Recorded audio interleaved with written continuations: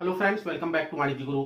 आज के इस वीडियो में हम देखेंगे 12th अकाउंटेंसी से रिलेटेड सवाल, जहां पर मैं आपको बताऊंगा कि जब कोई पार्टनर फर्म से रिटायर होता है तो पार्टनर के फर्म से रिटायर होने पर संपत्ति और दायित्वों के पुनर्मूल्यांकन की स्थिति में जनरल एंट्री किस तरह से होती है और रिवैल्यूएशन अकाउंट कैसे बनाया जाता है। प्रॉपर एक क्वेश्चन लेकर हम इसे सॉल्व करते हुए आज ये देखेंगे कि जनरल एंट्री और रिवैल्यूएशन अकाउंट हम बड़े ही सरल तरीके से किस तरह से बना सकते हैं। चलिए वीडियो शुरू करते हैं। प्रश्न आपकी स्क्रीन पे शो हुआ, आपने प्रश्न पढ़ लिया होगा और प्रश्न आपको समझ में भी आ गया होगा। 3 पार्टनर हैं, हिमांशु, गगन और नमन, जो 3:1 के रेशियो में प्रॉफिट लॉस डिवाइड करते हैं। 3:1 के अनुपात में ये लाभ हानि आपस में बांटते हैं, जिसमें से नमन 31 मार्च 2007 को फर्म से अलग होता है, अवकाश ग्रहण करता है। जब नमन फर्म से अलग होता है तो जितने भी एसेट हैं और लायबिलिटीज हैं उनका रिवैल्यूएशन होता है, फिर से उनका मूल्य निकाला जाता है और इस रिवैल्यूएशन से व्यापार की कुछ संपत्ति और दायित्वों में कमी और वृद्धि होती है। जैसे प्रश्न में दिया हुआ है, तो देखिए प्रश्न का हिंदी वर्जन और इंग्लिश वर्जन दोनों को ही आपको बड़े ही ध्यान से समझना है। कई बार क्या होता है कि एग्जाम में हिंदी में कुछ मिस्टेक हो सकता है। ऐसे केस में अगर हिंदी के टाइपिंग में कुछ मिस्टेक है तो इंग्लिश वर्जन को ही वहां पर मान्य किया जाता है।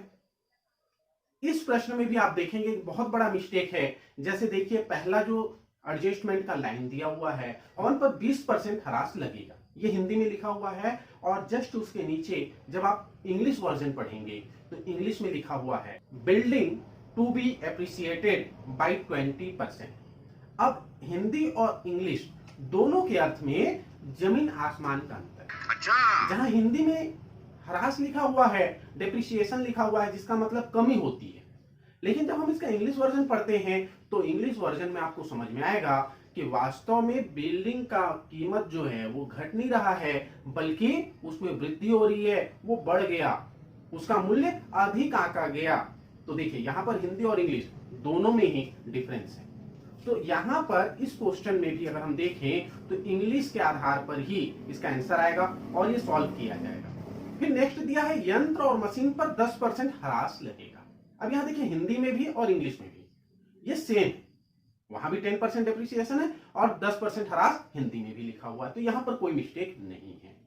इसी तरह से नेक्स्ट है देनदारों पर डूबत ऋण के लिए 5% का प्रावधान किया जाएगा। ठीक है, बेड डेब्ट्स के लिए प्रोविजन बनेगा, डेटर्स पर 5%। लास्ट दिया हुआ है स्टॉक जो है उसका मूल्यांकन 18,000 रुपए हुआ और विनियोग का मूल्यांकन 35,000 रुपए पर किया गया।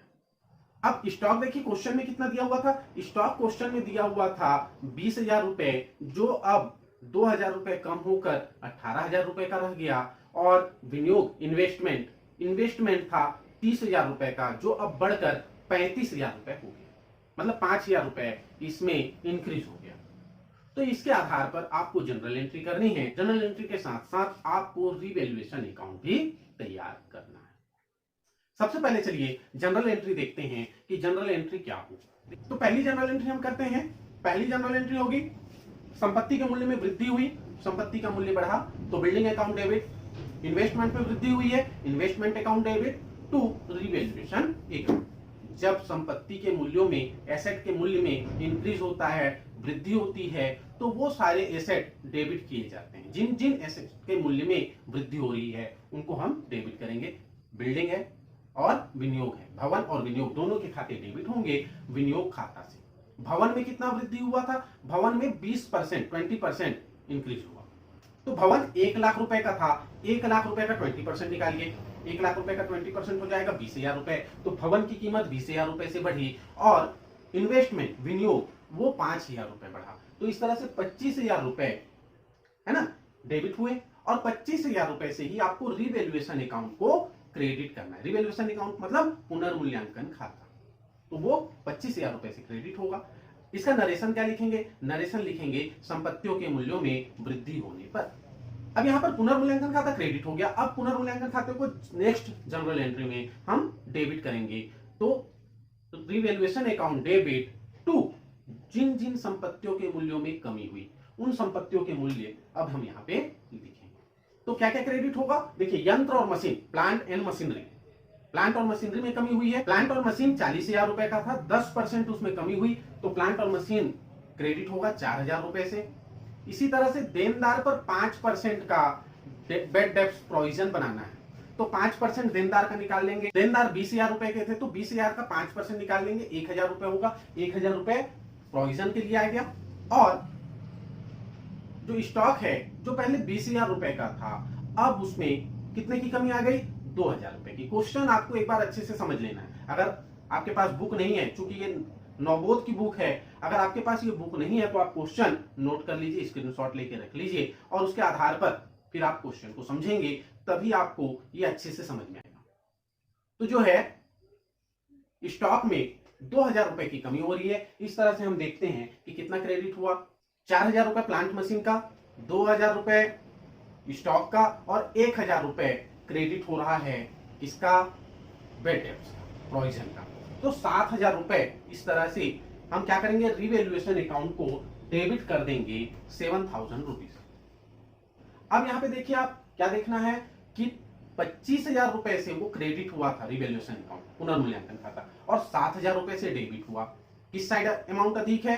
तो अमाउंट अधिक है क्रेडिट साइड में। रिवैल्यूएशन अकाउंट के जब क्रेडिट साइड में अमाउंट अधिक होता है तो क्या होता है? क्या होता है? प्रॉफिट होता है। भाई व्यापारी काम क्यों कर रहा है? प्रॉफिट कमाने के लिए। पार्टनर्स पार्टनरशिप में जुड़े हुए हैं, क्यों जुड़े? प्रॉफिट के लिए। तो वो प्रॉफिट कब होगा? जब रिवैल्यूएशन अकाउंट का क्रेडिट साइड ज्यादा होगा। अब इस प्रॉफिट को क्या करेंगे? डिवाइड करेंगे। किनके बीच में डिवाइड करेंगे? हिमांशु, गगन और नमन के बीच। याद रखिए, नमन को भी देना है क्योंकि ये प्रॉफिट नमन के रहते रहते हुआ, ऐसा नहीं कि हिमांशु और गगन जेब में भरे और नमन को टाटा बाय बाय कर दिए, है ना? ऐसा नहीं करना है। नमन को भी इस प्रॉफिट में शेयर मिलेगा। और क्या है इनका रेशियो? इनका रेशियो है 3:1 का रेशियो।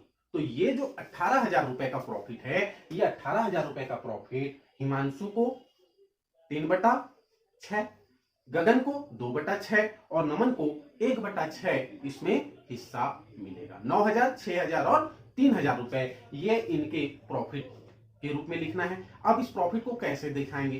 तो इसके लिए जनरल एंट्री क्या होगी? इसके लिए जनरल एंट्री हम करेंगे तो क्योंकि रिवैल्यूएशन अकाउंट का क्रेडिट ज्यादा था तो उसके किस साइड लिखेंगे? अब डेबिट साइड लिखेंगे।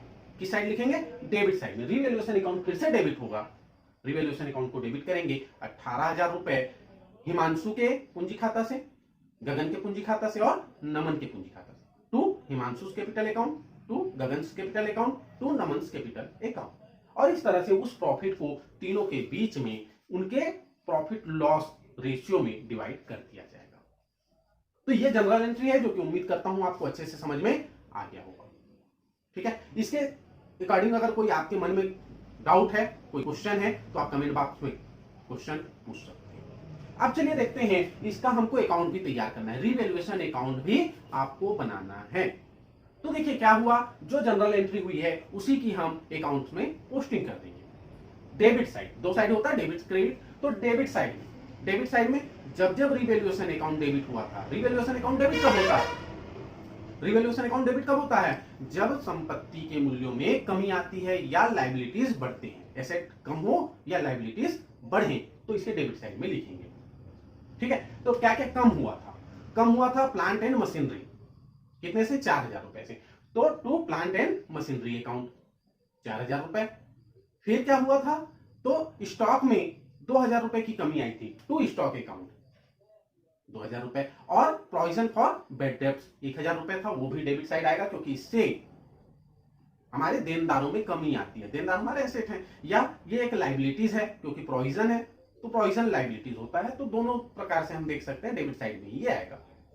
क्रेडिट साइड में क्या लिखते हैं? क्रेडिट साइड में हम लिखते हैं अगर संपत्ति के मूल्यों में वृद्धि हो रही है, इंक्रीज, है ना, या लायबिलिटीज डिक्रीज हो रहे हैं, दायित्व के मूल्य कम हो रहे हैं, तो क्रेडिट साइड में हम उसे लिखेंगे।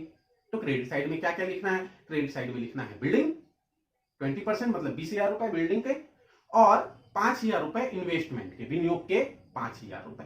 तो ये दो आइटम क्रेडिट साइड में आएगा। इसके बाद हम क्या करेंगे, दोनों को सेम है ना साइड में हम टोटल कर लेंगे। क्रेडिट का टोटल आ रहा है 25,000 रुपए, और डेबिट को अगर टोटल करोगे तो अभी तक जितना हुआ है वो डेबिट का टोटल आ रहा है 7,000 रुपए। 18,000 रुपए का डिफरेंस है। ये 18,000 रुपए प्रॉफिट है।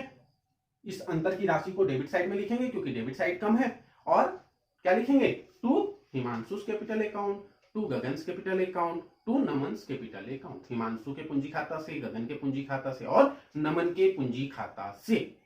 और इस तरह से तीनों के बीच में उस प्रॉफिट को हम डिवाइड कर दिए और हमारा रिवैल्यूएशन अकाउंट कंप्लीट हो गया। तो आई होप कि ये क्वेश्चन आपको अच्छे से समझ में आ गया होगा। किसी भी क्वेश्चन को, हो सकता है आपकी बुक में वो हो या ना हो, उसके कॉन्सेप्ट को समझना बहुत जरूरी है, क्योंकि एग्जाम में जो क्वेश्चन आएगा जरूरी नहीं है कि इट इज जैसा आपकी क्वेश्चन बुक में है वैसा ही question same to same exam hall में आपको मिले। वहां पर अमाउंट, नेम, है ना, कोई भी आंकड़े, डेटा जो है वो चेंज मिल सकता है। तो क्वेश्चन किसी भी बुक का हो, कहीं का भी हो, आपको उसके कॉन्सेप्ट को समझना है। अगर आप उसके कॉन्सेप्ट को समझ गए तो आप उसे आसानी से बना सकते हैं। चाहे राम के नाम का हो, मोहन के नाम का हो, संजय हो, विजय हो, रमेश हो, सुरेश हो, कोई भी हो, पार्टनर्स कौन है इससे कोई मतलब नहीं। आपको कॉन्सेप्ट समझ में आना चाहिए। वो किस रेशियो में प्रॉफिट लॉस बांटते हैं कोई मतलब नहीं। बराबर बांटे, 3-2-1 में बांटे, 8-12-15 में बांटे, कोई मतलब नहीं। आपको कॉन्सेप्ट क्लियर होना चाहिए। अगर कॉन्सेप्ट क्लियर है तो आप आसानी से कोई सा भी क्वेश्चन सॉल्व कर सकते हैं। वीडियो कैसा लगा कमेंट करके जरूर बताइए। अगर वीडियो अच्छा लगा तो वीडियो को लाइक कीजिए, शेयर कीजिए, अपने दोस्तों को इस चैनल से जोड़ने का प्रयास कीजिए। अगर अभी तक आपने चैनल सब्सक्राइब नहीं किया है तो आप भी जाने से पहले चैनल को सब्सक्राइब कर लीजिए और घंटी का बटन दबा दीजिए। मिलते हैं अपने नेक्स्ट वीडियो में इसी तरह के एक नए सवाल के साथ, एक नई जानकारी के साथ। तब तक के लिए धन्यवाद। जय हिंद, जय भारत।